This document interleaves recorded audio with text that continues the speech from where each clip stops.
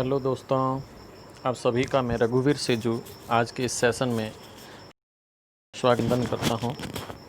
काफ़ी मैं इससे रिलेटेड कुछ फाइल्स आप लोगों के लिए बहुत ही बेनिफिट रहेगी। जितने भी स्टेट लेवल एग्ज़ाम्स है उनमें बहुत ही किसी भी एग्ज़ाम्स के अंदर दो तो साइंस के नोट्स मैंने तैयार करके इसके की है आप लोगों के लिए।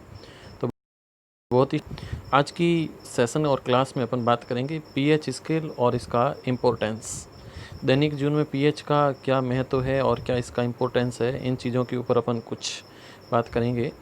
तो सबसे पहले है पीएच स्केल। पीएच स्केल क्या होती है, तो बारे बात करें साथियों, तो ये पीएच जो चली है, ये पीएच स्केल एक कलर कोडिंग के रूप में चलती है। केमिस्ट्री लैब में अपन इसको यूज है और किसी भी सॉल्यूशन के अंदर भी सॉल्यूशन में बेस यानी अम्ल और क्षार की मापन होता है या इनकी क्षारीयता का मापन, उसमें पीएच स्केल का यूज लिया जाता है। तो लिखा है कि किसी भी पदार्थ की अम्लीयता का मापन पीएच स्केल किया जाता है। पीएच शब्द का जो तो पीएच शब्द का जो अर्थ, उसमें अर्थ मिलता है power of H plus ion, यानी कि हाइड्रोजन सांद्रता का ऋणात्मक जो लघु गणक होता है उसे पीएच कहते हैं, या pH is equal proportional 1/H plus को डिनोट किया जाता है किसी भी उसमें उपस्थित हाइड्रोजन आयनों के व्युत्त क्रमानुपाती होता है। तो हाइड्रोजन आयनों की मात्रा के व्युत्त क्रमानुपाती होता है। तो इसके लिए इसका सूत्र चलता है और लिखते हैं पीएच बराबर माइनस log 10 H प्लस। ये इसका फॉर्मूला चलता है। किसी भी उपस्थित H प्लस आयनों की सांद्रता के ऋणात्मक लघु गणक को पीएच कहते हैं। तो ये इसका मान चलता है। देखिए पीएच स्केल भी यहाँ पे ड्रॉ की है और इस अंदर अम्लीयता, क्षारीयता, ये जो पीएच स्केल है ये 14 के बीच में चलती है, 0 से 14 तक चलती है, जिसमें कम जो मान होता है वहाँ पे प्रबल अम्ल होते हैं, मान पर प्रबल क्षार होते हैं। तो 7 का मान होता है वहाँ पर वहाँ पे उदासीन प्रकृति होती है। में अपन देखें तो उसके बाद में जो जैसे ये 3 है, 4 है, यहाँ पर दुर्बल अम्ल होता है और 9, 10, 11 पे दुर्बल क्षार होता है, 14 पे प्रबल क्षार है और 0 पे प्रबल अम्लीय प्रवृत्ति होती है। तो ये कुछ प्रवृत्ति चलती है। देखते हैं इसकी खोज के बारे में। तो पीएच स्केल की खोज डेनमार्क के वैज्ञानिक सोरेनसन ने की थी। साइंटिस्ट का नाम सोरेनसन है और इन्होंने खोज की थी सन 1909 के अंदर। तो खोज की बात करें तो खोज सन 1909 के अंदर डेनमार्क के वैज्ञानिक ने की थी। यदि किसी विलयन में H प्लस आयनों की सांद्रता 2 × 10⁻⁵ मोल प्रति लीटर है तो उस विलयन का पीएच मान क्या होगा। इसको अपन कैलकुलेट करें तो यहाँ पे मान चलता है। तो मान को कैलकुलेट करने के लिए लिखते हैं H प्लस बराबर, तो लिखते हैं 2 × 10⁻⁵ मोल प्रति लीटर। चूँकि pH बराबर -log 10 H प्लस होता है तो -log 10 H प्लस का मान लिखते हैं और 2 यहाँ पे बाहर हो जाता है, 5 नीचे आ जाएगा log 10 और यहाँ पे इसका मान निकालेंगे तो 4.699 ये इसका मान आ जाता है। तो ये pH मान है और ये दुर्बल अम्लीय प्रवृत्ति होती है। अब देखते हैं अम्ल क्या होते हैं। तो अम्ल स्वाद में हमेशा खट्टे होते हैं क्योंकि अम्ल को इंग्लिश में एसिड कहते हैं और एसिड शब्द का अर्थ होता है खट्टा। वो इंग्लिश के अंदर लैटिन भाषा से बना। नीले लिटमस पत्र को लाल कर देते हैं, इसलिए यहाँ पे ट्रिक चलती है अनीला। अम्ल नीले लिटमस पत्र को लाल कर देते हैं तो इसको अनीला के नाम से भी अपन जानते हैं। जलीय विलयन में H प्लस आयन देते हैं और उच्च संक्षारक प्रवृत्ति के होते हैं। किसी भी पदार्थ को डालोगे एसिड में तो वो हमेशा नष्ट हो जाता, तो नष्ट करने की प्रवृत्ति रखते हैं। कुछ महत्वपूर्ण परिभाषाएं हैं।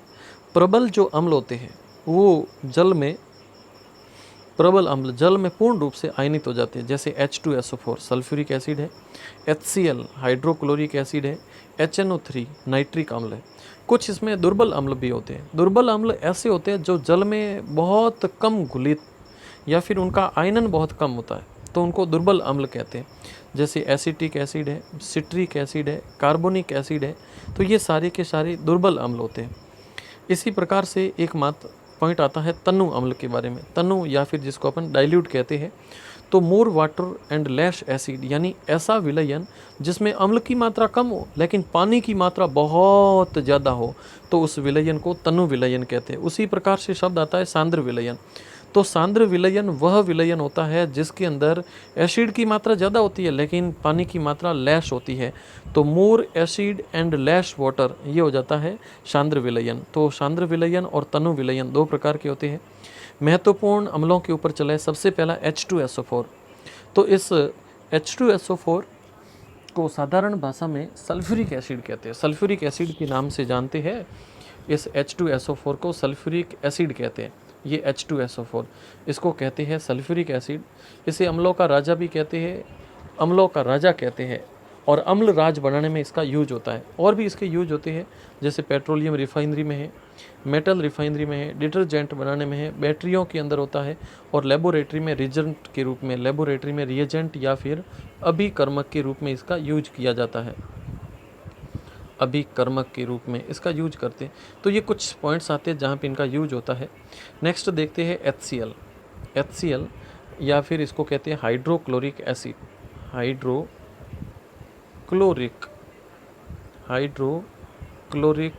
एसिड। तो ये हाइड्रोक्लोरिक एसिड चलता है, और इस हाइड्रोक्लोरिक एसिड को नमक का अम्ल भी कहते हैं। एक्वारिजिया निर्माण में इसका यूज होता है। टेक्सटाइल इंडस्ट्री में, यानी वस्त्र उद्योग में, पेपर उद्योग में, कॉस्मेटिक आइटम्स बनाने में इस HCl का उपयोग होता है। और उसी के साथ साथ में घरों के अंदर जो सैनिटरी होती है या फिर जो रसोई के अंदर सिंक होता है, तो इस सिंक और सैनिटरी को साफ़ करने में इसका बहुत ज़्यादा यूज किया जाता है। HNO3 जिसको अपन नाइट्रिक अम्ल के नाम से जानते हैं, इसको कहते हैं नाइट्रिक अम्ल के नाम से जानते हैं साथियों। और ये जो नाइट्रिक एसिड है, ये फर्टिलाइज़र यानी कि उर्वरक बनाने के लिए, एक्सप्लोजिव विस्फोटक सामग्री बनाने में, एक्वारेजिया बनाने में, और उसके साथ में लेबोरेटरी रिएजेंट में इस HNO3 का यूज किया जाता है। नेक्स्ट अपन देखते हैं एक्वारेजिया के बारे में। परीक्षाओं में प्रश्न खूब पूछे जाते हैं। एक्वारेजिया क्या है, कैसे बनता है? एक्वारेजिया जिसको अम्ल राज कहते हैं, रॉयल वाटर भी कहते हैं, इसके अंदर हाइड्रोक्लोरिक एसिड 3% और सांद्र HNO3 1%, दोनों का सांद्र विलयन लेते हैं और उसको 3:1 में मिलाया जाता है। फ्रेश रॉयल वाटर कलरलेस होता है। Orange colour after some time it's become, यानी कुछ समय बाद में ऑरेंज कलर का हो जाता है। उच्च संक्षारक का होता है। उसके साथ में सोने और प्लेटिनम जैसी धातुओं को भी ये गला देता है, और सोने को चांदी से अलग करने में, और सोने और चांदी को चमकाने में, और उसके साथ विद्युतीय अपघटन घोल बनाने में इनका यूज किया जाता है। एक प्रश्न और आता है, अम्ल गम क्या होता है? तो अम्ल गम में सारे के सारे Hg या फिर जिसको अपन कहते हैं मरकरी, इस मरकरी से रिलेटेड जितनी भी वस्तुएं बनती है उसमें यूज होता है। तो अम्ल गम जिसमें मेटेलिक सॉल्यूशन होता है, जिसमें मरकरी प्लस मेटल, एक्सेप्शन के रूप में आयरन भी होता है। तो लोहा या पारे के साथ अम्लगम नहीं बनाता, बिल्कुल इसका एक्सेप्शन है। Use to fill the totally cavity use भरने के लिए भी इसका यूज किया जाता है। तो ये अम्लगम की संरचना है। नेक्स्ट देखते हैं क्षार। साथियों, ये क्षार हमेशा स्वाद में कड़वे होते हैं और लिटमस पत्र को लाल कर देते हैं, यानी शब्द लिखते हैं क्षार लाल लिटमस पत्र को नीला कर देते हैं, इस प्रकार से वर्ड चलता है। OH- आयन भी छोड़ते हैं। स्ट्रॉन्ग जो बेस होते हैं, स्ट्रॉन्ग जो क्षार होते हैं, प्रबल जो क्षार होते हैं, वो जल में पूर्ण रूप से आयनित होते हैं, और आयनित होने पर OH- आयन ज़्यादा मात्रा में छोड़ते हैं। OH- आयन बहुत ज़्यादा मात्रा में छोड़ते हैं। और उदाहरण के रूप में NaOH, KOH, तो सोडियम हाइड्रोक्साइड, पोटेशियम हाइड्रोक्साइड, ये इसके कुछ एग्जाम्पल रहते हैं। उसके साथ में वीक बेस का मतलब दुर्बल क्षार, तो ये पार्शियली आयोनाइज्ड होते हैं, बहुत कम आयन होते हैं, जैसे अमोनियम हाइड्रोक्साइड है, मैग्नीशियम हाइड्रोक्साइड है, ये कुछ दुर्बल क्षार होते हैं। महत्वपूर्ण क्षार में बात करें तो सबसे पहला है NaOH जिसको कास्टिक सोडा कहते हैं, या इसका साधारण नाम है सोडियम हाइड्रोक्साइड। साबुन बनाने में, डिटर्जेंट बनाने में, लेबोरेटरी के अंदर। उसके साथ में एक एल्यूमिनियम का अयस्क होता है बॉक्साइट, एल्यूमिनियम का अयस्क है बॉक्साइट, और इस बॉक्साइट का जब शुद्धिकरण करते हैं तो उसमें इस सोडियम हाइड्रोक्साइड का यूज होता है। उसके साथ में जो रिफाइनरी होती है, इस रिफाइनरी में इसका यूज किया जाता है। रिफाइनरी में इसका यूज किया जाता है। ग्रीस धातुओं से हटाने के लिए भी इसका यूज करते हैं। नेक्स्ट है KOH, जिसको पोटेशियम हाइड्रोक्साइड कहते हैं, कास्टिक पोटास कहते हैं। तो नॉर्मल सॉफ्ट साबुन बनाने में और लेबोरेटरी में इसका यूज किया जाता है। नेक्स्ट यहाँ पे आता है मैग्नीशियम हाइड्रोक्साइड, जिसको मिल्क ऑफ मैग्नीशियम कहते हैं। और अपने शरीर के अंदर जब एसिड की मात्रा ज़्यादा हो जाती है, पेट दर्द होने लग जाता है, तो उस पेट दर्द को शांत करने के लिए इसका यूज करते हैं। इसलिए इसको एंटा एसिड कहते हैं, एंटासिड के रूप में इसका यूज लिया जाता है। नेक्स्ट देखते हैं तो कैल्शियम हाइड्रोक्साइड। तो इस कैल्शियम हाइड्रोक्साइड को बुझा हुआ चूना कहते हैं, और इसका जो यूज होता है वो एक तो जल की कठोरता दूर करने में, मृदा की अम्लीयता दूर करने में, उसके साथ में कीटनाशक सामग्री बनाने में ये इसका यूज होता है। कीटनाशक सामग्री बनाने में भी इसका यूज किया जाता है। तो ये सारी चीज़ें हैं। दैनिक जीवन में पीएच का उपयोग कहाँ कहाँ होता है? तो मानव का शरीर एक निश्चित पीएच परास में कार्य करता है, और पीएच परास होती है 7.0 से 7.8, और मनुष्य के शरीर का पीएच निश्चित रहना बहुत ही आवश्यक होता है। हमारी मुख गुहा का पीएच मान 7.2 के लगभग होता है, और खाना खाने के बाद मुंह में अगर पीएच कम हो जाता है तो शर्करा आदि के कारण दांतों के बाहरी जो आवरण है, जिसको अपन इनेमल कहते हैं, ये नष्ट होने लग जाता है, और इनेमल नष्ट होता है 5.5 पर, और इस प्रक्रिया को दंत क्षय के नाम से जाना जाता है।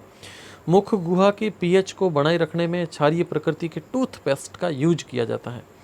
नेक्स्ट अपन देखें तो लिखा हुआ है आमाशय के अंदर भोजन के पाचन हेतु HCl स्रावित होता है, और अपच की स्थिति में HCl की मात्रा जब बढ़ जाती है तो पेट में जलन, दर्द, अल्सर की समस्या उत्पन्न होती है, और इसे उदासीन करने हेतु मिल्क ऑफ मैग्नीशिया या फिर MgOH के whole twice milk of magnesia का यूज किया जाता है।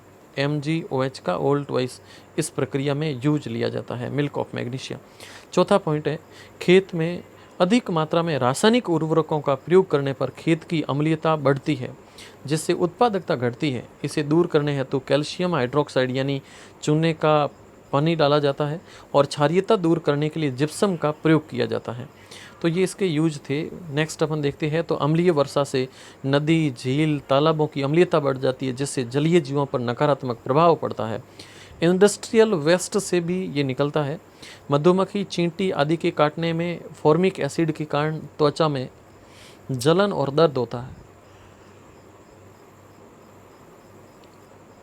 और उनके डंक में फॉर्मिक एसिड पाया जाता है। इस जलन को नष्ट करने के लिए सोडियम हाइड्रोजन कार्बोनेट या फिर बेकिंग सोडा इसका यूज लिया जाता है। दूध से दही बनाने की प्रक्रिया को धीमा करने हेतु बेकिंग सोडे का प्रयोग किया जाता है। नेक्स्ट अपन देखते हैं तो केले के पत्ते क्षारीय प्रकृति के होते हैं, और इनका भी प्रयोग इस नेचर में किया जाता है। तो ये कुछ उपयोग थे जिसमें अपन ने पीएच के बारे में पढ़ा है। शुरुआत में अपन ने स्टार्ट किया था यहाँ पे, तो पीएच क्या क्या होती है, कैसे कैसे वर्क करती है, इसकी जो खोज है वो सोरेनसन नामक वैज्ञानिक ने 1909 में की थी। और हाइड्रोजन आयनों की सांद्रता का ऋणात्मक लघु गणक कहलाता है। H2SO4 अम्लों का राजा है। हाइड्रोक्लोरिक अम्ल नमक का अम्ल है। HNO3 जिसको शोरे का तेजाब भी कहते हैं। एक्वारिजिया घटक परीक्षा में बहुत पूछा जाता है। HCl HNO3 जिसको 3:1 में मिलाया जाता है। तो ये कुछ इंपॉर्टेंट पॉइंट्स थे जिन पे अपन ने चर्चा की है। So thank you. नेक्स्ट मिलेंगे अपन अगले सेशन के अंदर, तब तक के लिए थैंक यू।